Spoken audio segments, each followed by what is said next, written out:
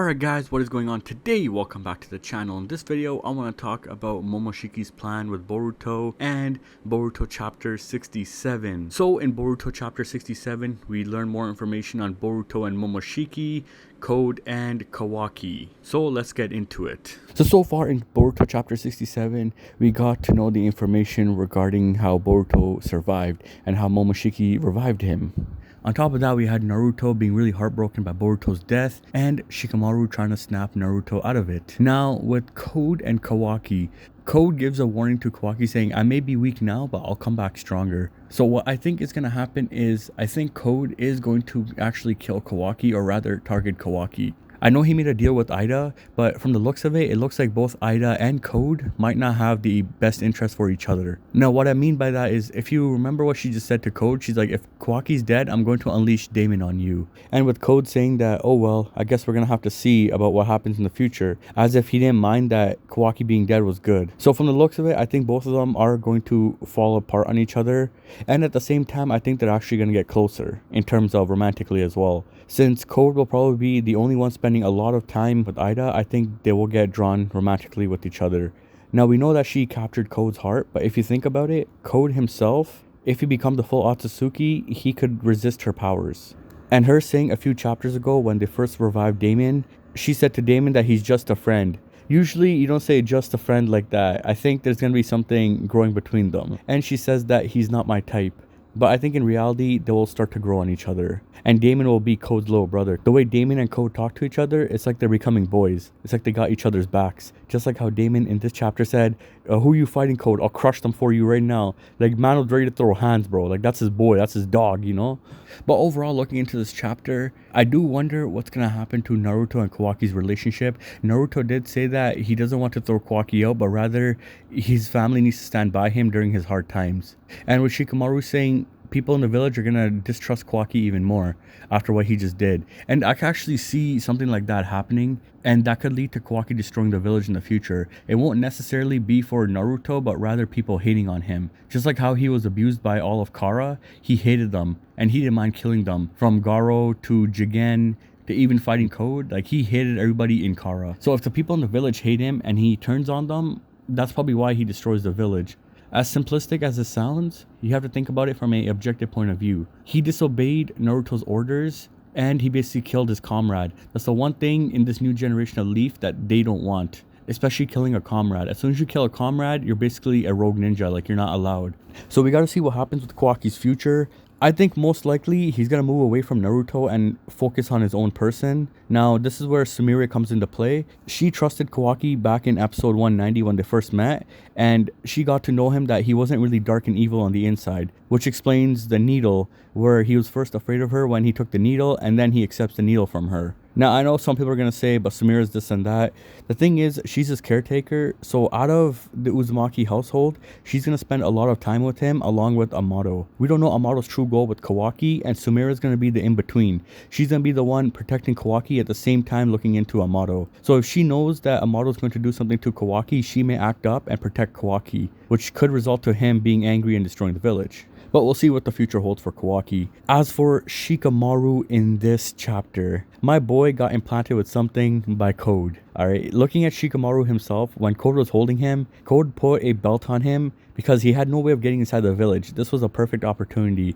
The thing is, if Code is able to go in and out of the belts at the speed of the flying Raijin, as they stated a couple of chapters ago, this man could easily pop out of Shikamaru in the village, take Amato, boom, suck him back in, and man's gone. Like, that's it. Before Ino even notices that there's a different chakra in the village. Though that does surprise me that Code wasn't able to vanish in and out of his belts in this chapter. I know Kawaki shrunk them down, but if they're saying his belts are as fast as the flying Raijin, then you're telling me Kawaki at his shrinking ability is faster than the flying Raijin. Okay, I could be wrong on that. It just, the power scaling from there looks kind of weird to me, but that's what I think roughly. But otherwise, Shikamaru in this chapter, I did like him, how he was trying to help Naruto. Naruto is really depressed. Now this Shikamaru that's being written right now is Kishimoto's writing. You could tell because this Shikamaru acts different than the whole Shikamaru we've seen throughout Boruto.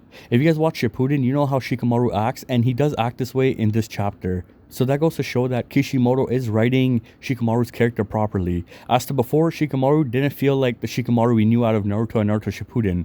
But now that Kishimoto's back, you could feel that he's all different. He's all on Naruto side saying, Naruto, Naruto, this and that. The way he was trying to snap Naruto out of it, it's like the same Shikamaru back after Jiraiya died. And he was trying to help Naruto get through it. So that's what I like about Shikamaru's character in this chapter. So now getting on with Boruto and Momoshiki. Now here's where things get a bit complicated in my opinion. Now with Momoshiki and Boruto, Momoshiki did say to Boruto that he revived him using his own data that was made from Otsutsuki data. So Momoshiki right now took over Boruto's body at 82%. And Momoshiki said the last 18% was supposed to be extracted, but because Boruto died, Momoshiki implanted Boruto's data inside that last 18%, which allowed Boruto's body to remake the cells and tissues. Now looking at the data itself, Momoshiki said that the data was originally Otsutsuki data, but had Boruto's data written into it. Basically all that data that was running through Boruto's body, it's Otsutsuki data. 82% is Momoshiki and Boruto is 18%. You combine that together, that's 100%.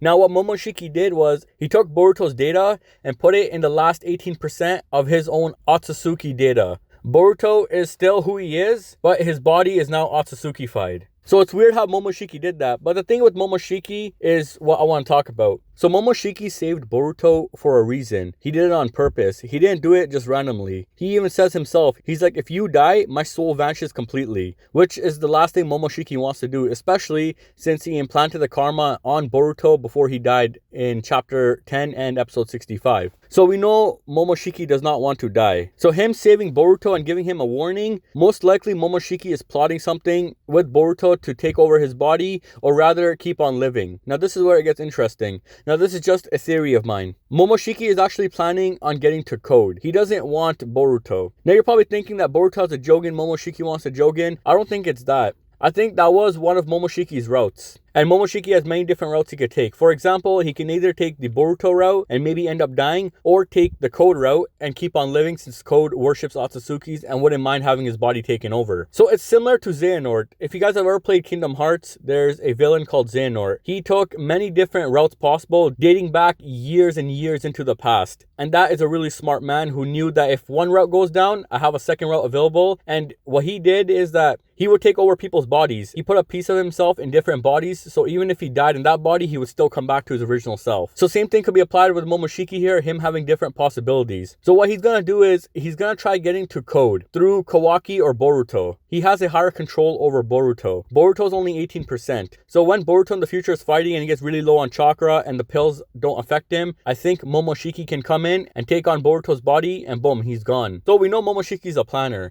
Now looking at Code. Code has been modified as well, same as Kawaki. So if Code were to get a karma on him, or any karma implanted on him, I think it would work and he would actually evolve much faster. Because if you look at Boruto, Boruto has had the karma, I think, less than a year, and he's almost Otsutsukified. Kawaki's had it for a couple of years, but his was taking time to progress because of Amato feeding him the medication to stop the transformation over time. So when we have Code, Code already has a karma. The only thing his karma needs is to be filled. His white karma is soulless. So if Momoshiki's soul jumps into Code's white karma, it would then turn into a black karma. And I think because the white karma is already progressed inside of Code's body, most likely Momoshiki can take control and it'll already be good to go. He's basically an empty vessel waiting to be taken over. I'm going off this based on the black karma, since we know that the karma will still stay there and you'll still be Otsutsukified even if the spirit of the Otsutsuki is gone. So if Code has the karma and he's able to access Ishiki's power,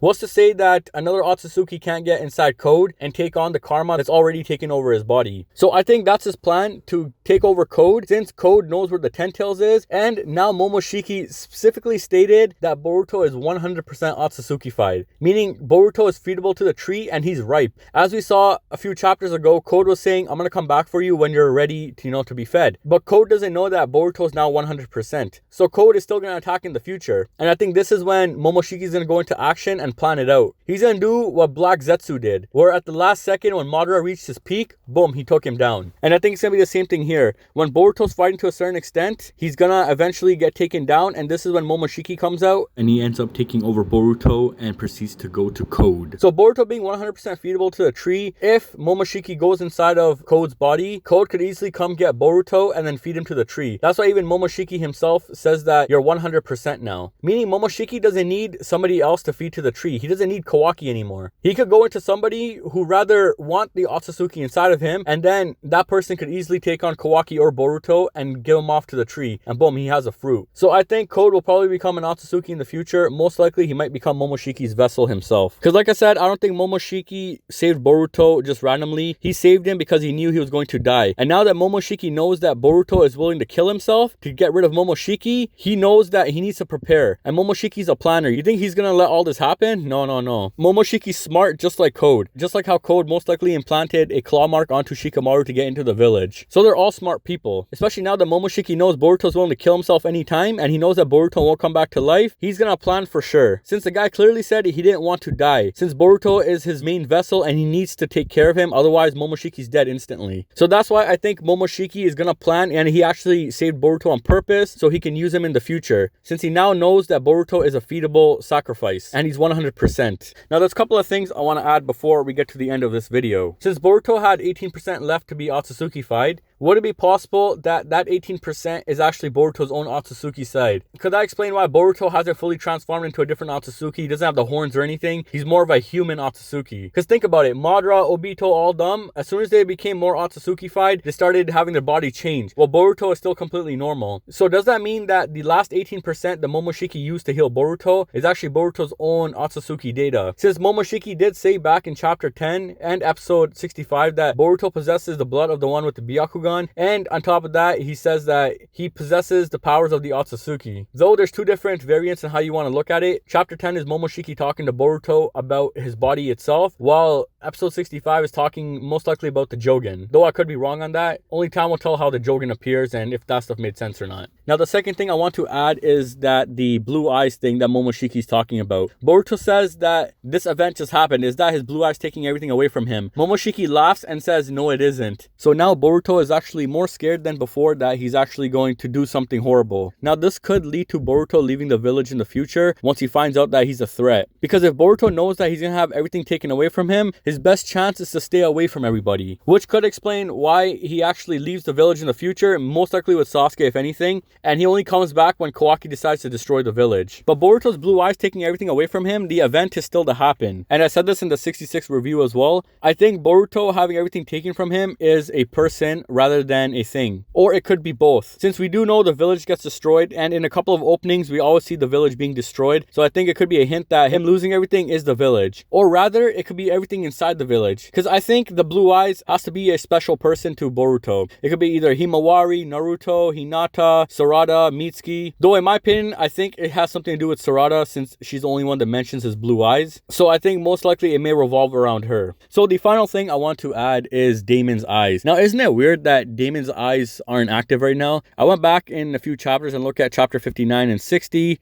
And I looked at Damon's eyes. So when Damon was first awakened, his eyes were actually activated. They had a black and white color in them. As to his eyes now, they're deactivated. Now, if you look at Ida as well, only one of her eyes are activated and you can see the outline of it, while the other eye is deactivated. So could it be that when his eyes activated, it's actually him focusing his powers, or rather, he has control over his powers? I think that could be what they're hinting at. Because his eyes are only activated when he gets out of the capsule the first time. After that, when he's playing with Code, and even right now too, his eyes are deactivated.